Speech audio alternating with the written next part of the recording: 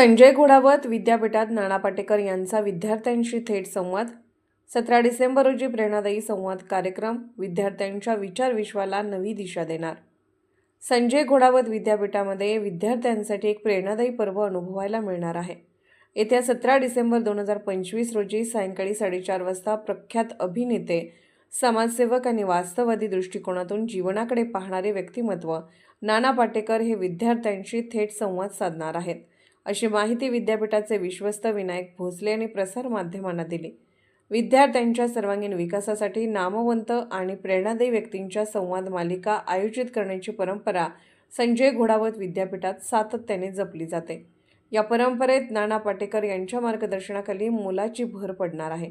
साधेपणा, संवेदनशीलता आणि समाजाशी असलेले त्यांचे सखोल नाते यामुळे नाना पाटेकर हे तरुणाईसाठी कायमच प्रेरणास्रोत राहिले आहेत.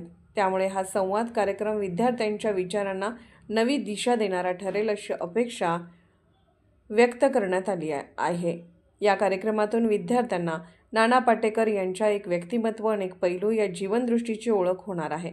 सामाजिक जबाबदारी, प्रामाणिकपणा, कार्यशिस्त आणि मानवतेची जाणीव या मूल्यावर आधारित त्यांचे अनुभव कथन विद्यार्थ्यांमध्ये सकारात्मक ऊर्जा आणि आत्मविश्वास निर्माण करणारा आहे. हा मार्गदर्शन व संवाद कार्यक्रम विद्यापीठाचे चेअरमन संजय घोडावत यांच्या मार्गदर्शनाखाली आयोजित करण्यात आला आहे.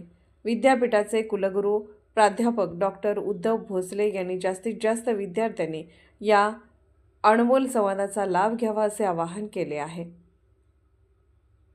Bureau report, SR news 24, Kolhapur.